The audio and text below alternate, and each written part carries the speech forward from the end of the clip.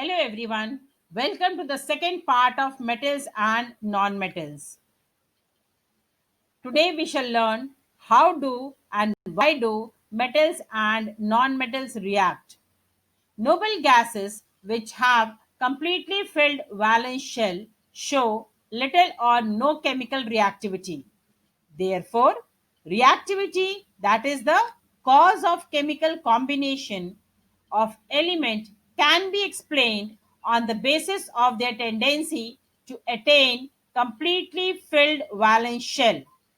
One way to achieve this is by transfer of valence electrons from one atom to another atom, and the bond formed in this way is called ionic or electrovalent bond.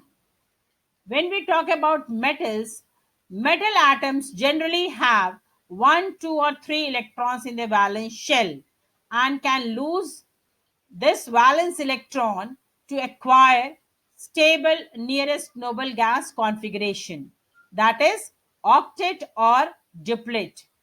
Duplet in case of elements having only K shell.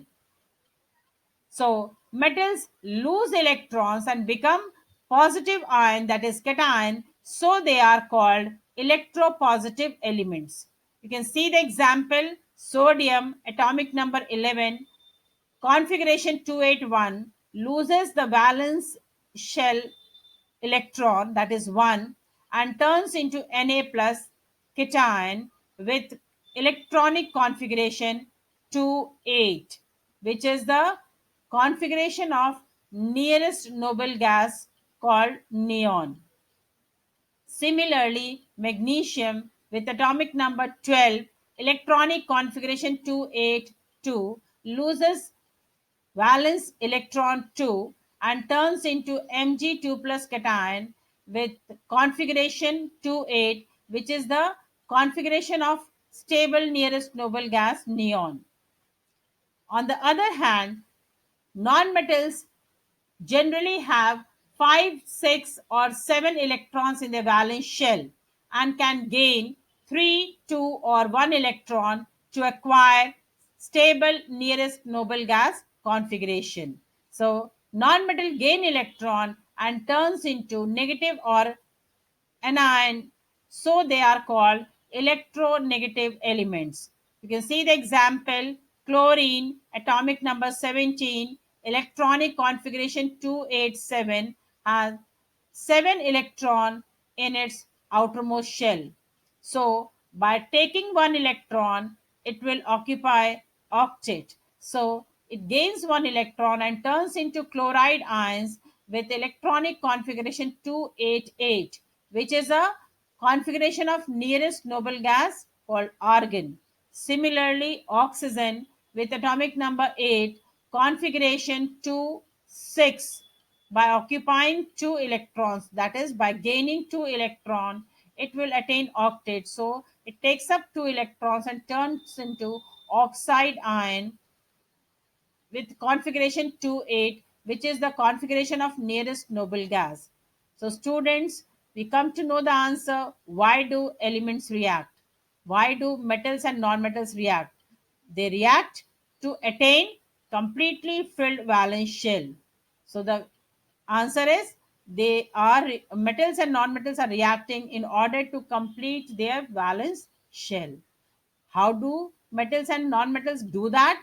They do so by transfer of electrons. When we talk about chemical bond, it involves only valence electrons. Okay. Now, a chemical bond formed between two atoms by complete transfer of electrons from one atom to another so as to complete their octet or duplet in case of element having only K shell, and hence acquire the stable nearest noble gas configuration, is called ionic or electrovalent bond. The number of electrons lost or gained by atom is called electrovalency. You can see the example here, students. Sodium, what is the electrovalency? 1. What is the electrovalency of magnesium? It is 2. What is the electrovalency of chlorine? It is again 1. What is the electrovalency of oxygen? It is 2. So the compound formed is called ionic or electrovalent compound. Now, just see the three different types of elements and their configuration. When we talk about noble gases, their outermost shell is completely filled. Therefore, they show little or no chemical reactivity. When we talk about the metals, the outermost shell contains 1, 2, or 3 electrons. Therefore, they easily lose this valence electron and acquire stability. When we talk about non-metals, their outermost shell contains 5, 6, and 7 electrons in their valence shell. As a result, they gain 3, 2, or 1 electron to acquire nearest noble gas configuration. Let us see some examples to illustrate the formation of ionic bond. When we talk about the formation of ionic bond, we use Lewis symbol. What is this Lewis symbol? Representing valence electron by dots or cross around the symbol of atom is called Lewis symbol. We use Lewis symbol to show ionic bond.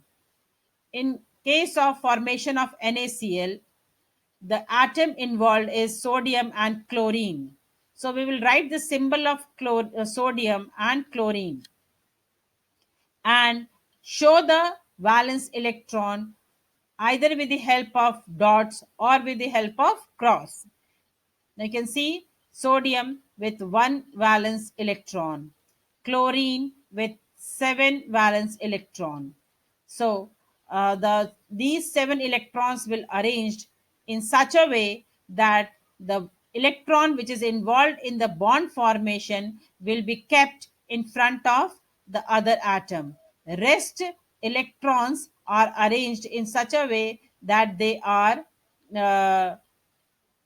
away from the atom. That is, there here you can see there are three pairs of lone pair of electrons which are not involved in the bond formation, and the one which is involved in the bond formation is kept in front of sodium. Now the sodium loses this valence electron and turns into Na plus ion, whereas chlorine, after gaining this valence electron lost by sodium, turns into Cl minus, that is chloride ion. These two species are oppositely charged and they come closer due to strong electrostatic force of attraction. As a result, they form what we call as NaCl. Now remember here students, ionic solids is not a molecule because a molecule exists as a single species, for example, water, ammonia, etc. Since ionic solid consists of ions, so it does not exist as molecules but exist as aggregates of oppositely charged ions. Clear students? Now, let us see some more examples to illustrate the formation of ionic bond. Here, sodium fluoride formation is observed. You can see the valence electron of sodium is transferred to fluorine, and the sodium turns into sodium ion and the fluorine turns into fluoride ion, and due to opposite charges they are brought close together by the strong force called electrostatic force of attraction. Is it clear, students? Are you able to understand the concept?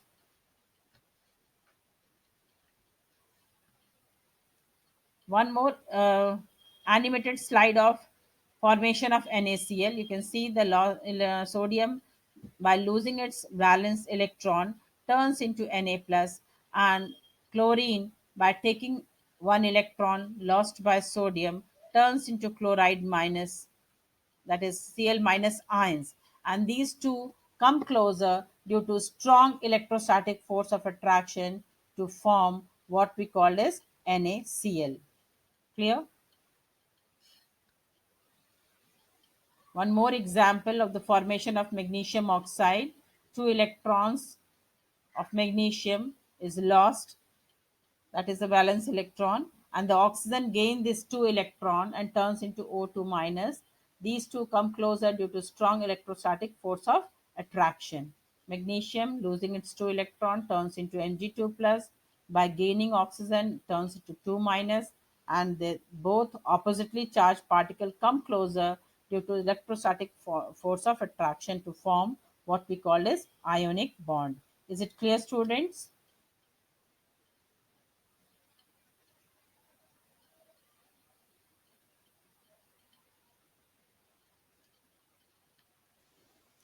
One more formation of magnesium chloride. It is a static slide. Now listen, students, one important thing. This question is very much uh, popular in board examination. So it do comes in board examination. There you have to perform in three steps.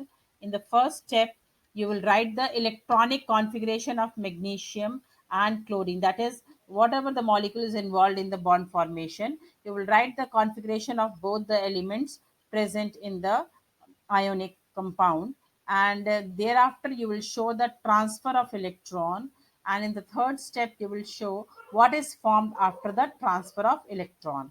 Here in case of magnesium, there are two valence electron, one given to one chlorine atom and the other valence electron given to another chlorine atom. As a result, magnesium turns into Mg2 plus, whereas chlorine atoms turns into two chloride minus ions to form what we call as MgCl2.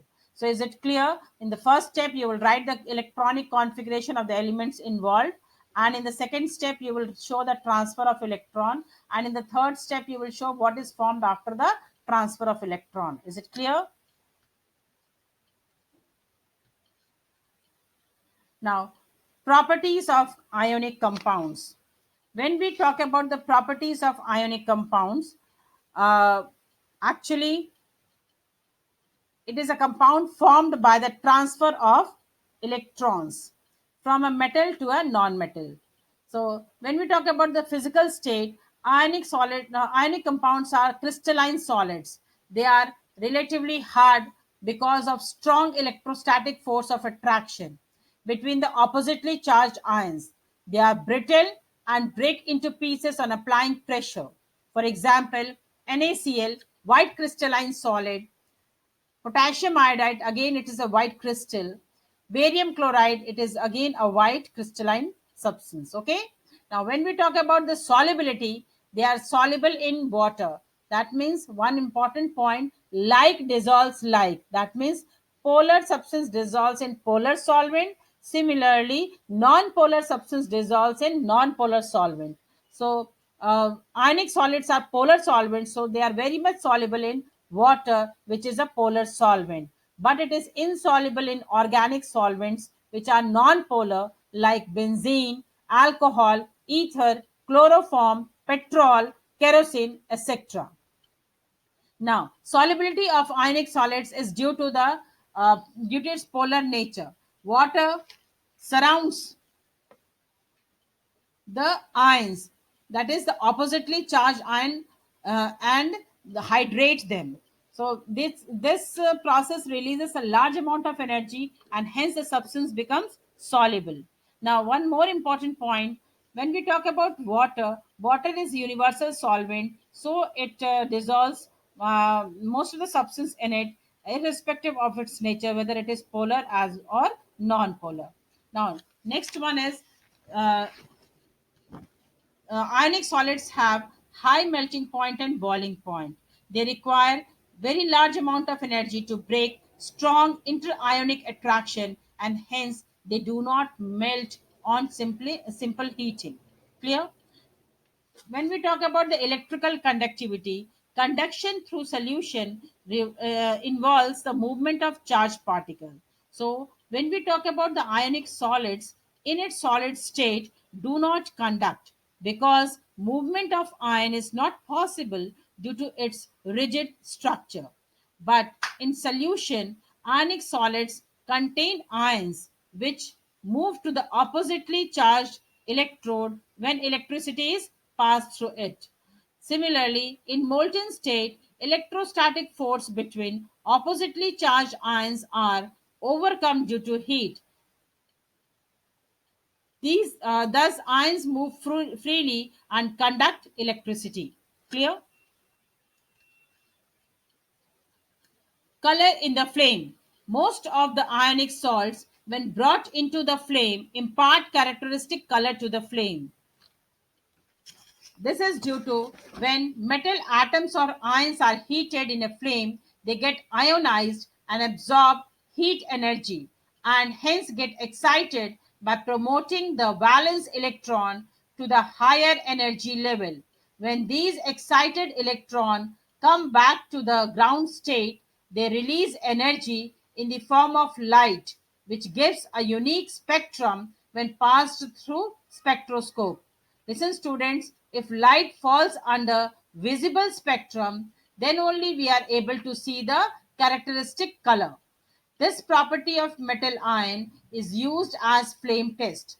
You all know that flame test is one of the preliminary tests for detection of elements in salt analysis, where we take the paste of conch HCl and metal salt, because metal salts when converted to chlorides they are more volatile and therefore this process is done.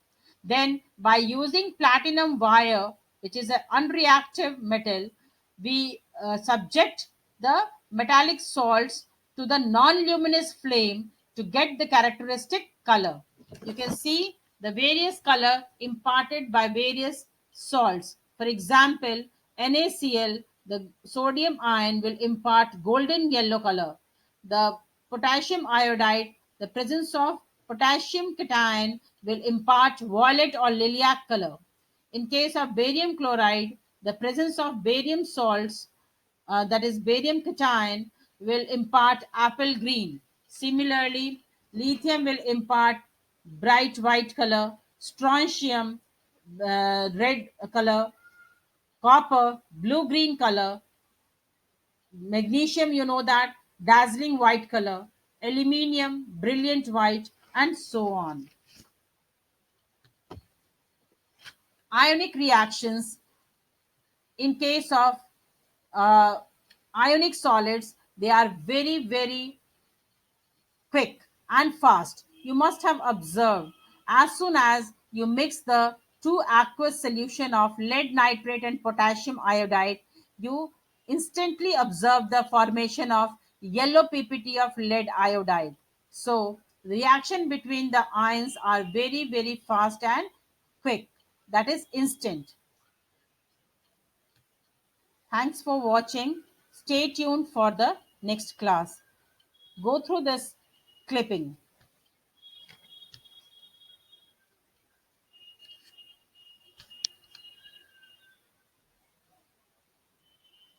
Properties of ionic compounds. Physical nature. Ionic compounds are solid and hard because of the strong force of attraction between the positive and negative ions. These compounds are broken into pieces when pressure is applied. Solubility.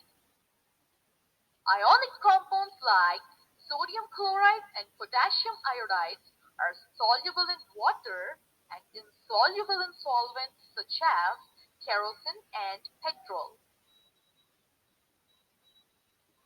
Melting and boiling points. Ionic compounds have high melting and boiling points because high amount of energy is required to break the strong interionic attractions. Conduction of electricity. Take a beaker containing salt solution and insert the electrodes into it. Pass the electricity and observe the conduction of electricity through a solution that involves the movement of charged particles towards the opposite electrodes. Ionic compound in the solid state does not conduct electricity because movement of ions in solids is not possible due to their rigid nature. Because movement of ions in the solids is not possible due to their rigid structure.